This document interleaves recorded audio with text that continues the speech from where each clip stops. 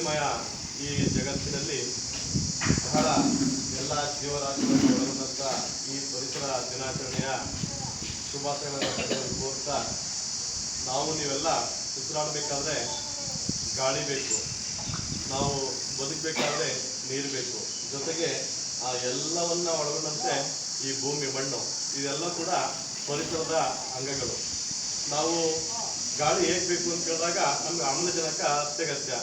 ನಾವು ಆಮ್ಲಜನಕವನ್ನು ತೆಗೆದುಕೊಂಡು ನಾವು ಉಸಿರಾಡುವಂಥ ಇಂಗಾಲದ ಡೈಆಕ್ಸೈಡ್ ಅನ್ನ ಮರಗಳು ತಾವು ತೆಗೆದುಕೊಂಡು ಪರಿಶುದ್ಧವಾದ ಆಮ್ಲಜನಕವನ್ನ ನಮಗೆ ಕೊಡ್ತಕ್ಕಂಥದ್ದು ಮತ್ತು ವಾತಾವರಣವನ್ನ ಶುದ್ಧಿ ಮಾಡ್ತಕ್ಕಂಥದ್ದು.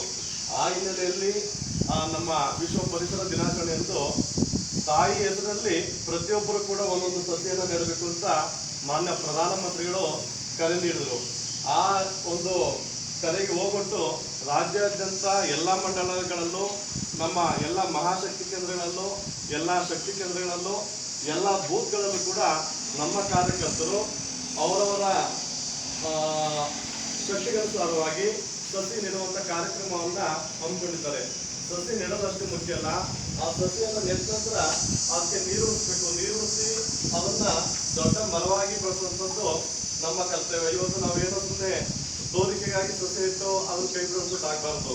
ಮುಂದಿನ ದಿನಗಳಲ್ಲಿ ನೆಟ್ಟಂತ ಸಸಿಯನ್ನು ನಾವು ಅಬ್ಸರ್ವ್ ಮಾಡ್ಬೇಕು, ಅದನ್ನ ಗಮನಿಸ್ತಾ ಅದಕ್ಕೆ ನಾವು ನೀರು ಉಣಿಸಿ ಅದನ್ನ ಮರವಾಗಿ ಬೆಳೆಸ್ಬೇಕು. ಮುಂದಿನ ಪೀಳಿಗೆಗೆ ಅದು ನಮಗೆ ಪರಿಶುದ್ಧವಾದ ಗಾಳಿನ ನೀಡುವಂತ ಯೋಜನೆ ಆಗಬೇಕು.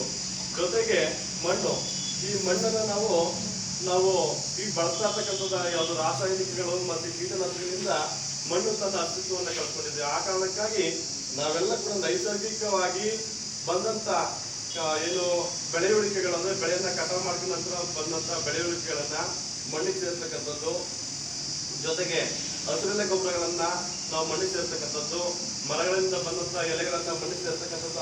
ಅದೇ ರೀತಿ ಮಾಡಿ ನಾವು ಸಾವಯವ ಕೃಷಿಯ ಜೊತೆಗೆ ಮಣ್ಣಿನ ಗುಣಲಕ್ಷಣಗಳನ್ನ ನಾವು ಕಾಪಾಡಬೇಕು.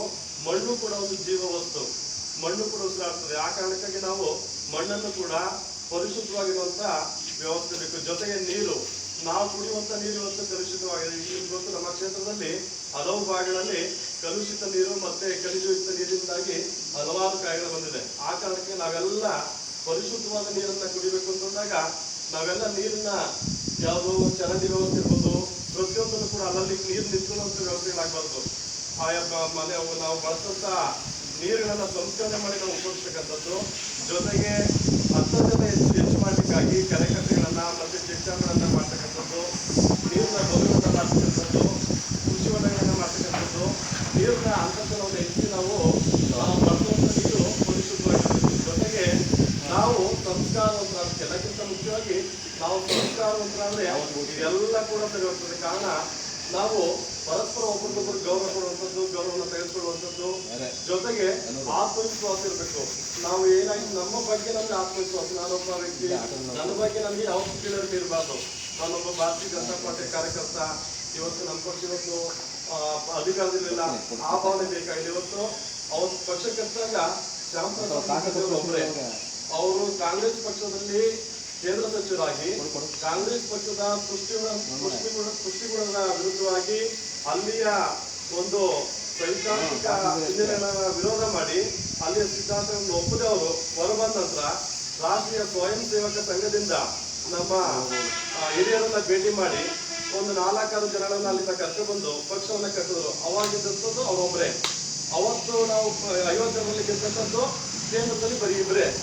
ಅವ್ರು ಕಟ್ಟೋದು ಒಬ್ಬರಾದ್ರೆ ಗೆದ್ದೋದು ಇಬ್ಬರೇ. ಆದ್ರೂ ಕೂಡ ಅವರು ಧೃತಿಗೆಟ್ಟಲಿಲ್ಲ. ಇವತ್ತು ದೇಶದಲ್ಲಿ ಅತಿ ಹೆಚ್ಚು ಸಕ್ರಿಯ ಕಾರ್ಯಕರ್ತರನ್ನು ಹೊಂದಿರತಕ್ಕ ಪಕ್ಷ ನಮ್ಮ ಭಾರತೀಯ ಜನತಾ ಪಾರ್ಟಿ.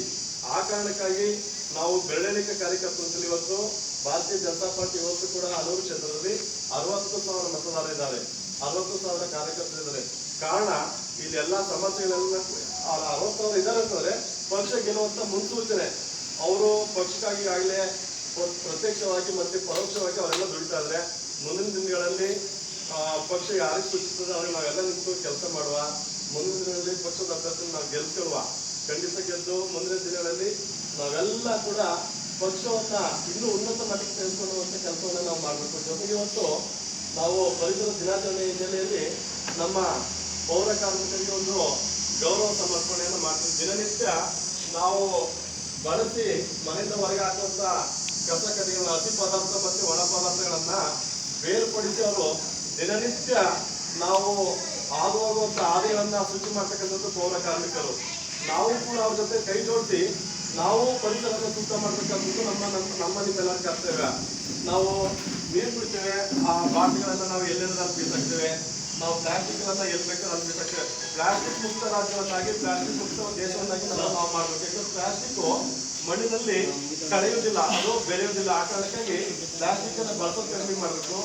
ಜೊತೆಗೆ ನಾವು ನೀವೆಲ್ಲ ಕಶ್ಮಲವನ್ನ ತೊರೆದು ನಿರ್ಮಲವಾದ ದೇಶವನ್ನ ನಾವು ನೀವೆಲ್ಲ ಮಾಡಬೇಕು. ಆ ಹಿನ್ನೆಲೆಯಲ್ಲಿ ಇವತ್ತು ಪೌರ ಕಾರ್ಮಿಕರಿಗೆ ನಾವು ಸನ್ಮಾನವನ್ನ ಮಾಡಬೇಕು ಅಂತ ಇವತ್ತೊಂದು ಗೌರವ ಸಮರ್ಪಣೆಯನ್ನು ಮಾಡಿದ್ರಿಂದ ನಿಶ್ಚಯ ಮಾಡಿ ನಮ್ಮ ಹಲವು ಮಂಡಲದಿಂದ ನಮ್ಮೆಲ್ಲ ಮೋರ್ಚಾಗಳ ಪದಾಧಿಕಾರಿಗಳು, ನಮ್ಮ ಮಂಡಲ ಪದಾಧಿಕಾರಿಗಳು, ನಮ್ಮ ಮಹಿಳಾ ಘಟಕಗಳು ಎಲ್ಲರೂ ಸೇರಿಸಿ ಒಂದು ಒಟ್ಟಿಗೆ ಕಾರ್ಯಕ್ರಮ ಮಾಡುವಂತ ಯೋಚನೆ ಮಾಡಿದಾಗ ನೀವೆಲ್ಲರೂ ಕೂಡ ಇವತ್ತು ಬಂದು ಭಾಗವಹಿಸಿದ್ದೀರಿ. ಮುಂದಿನ ದಿನಗಳಲ್ಲಿ ಒಳ್ಳೊಳ್ಳೆ ಅವಕಾಶಗಳಿದೆ, ಅದರಲ್ಲಿ ಎರಡು ಮಾತಿಲ್ಲ. ನಾವು ದೇಶ ರಕ್ಷಣೆ ಮಾಡ್ತಾ, ಪಕ್ಷ ರಕ್ಷಣೆ ಮಾಡ್ತಾ, ನಾವು ನೀವೆಲ್ಲ ಪಕ್ಷಕ್ಕಾಗಿ ದುಡಿಯುವ, ದೇಶಕ್ಕಾಗಿ ದುಡಿಯುವಂತ ಇಷ್ಟೊಂದು ಅವಕಾಶಕ್ಕೂ ಮಾಡ್ಕೊತಕ್ಕಂಥ ನಮ್ಮೆಲ್ಲರೂ ಧನ್ಯವಾದ ಮಾತು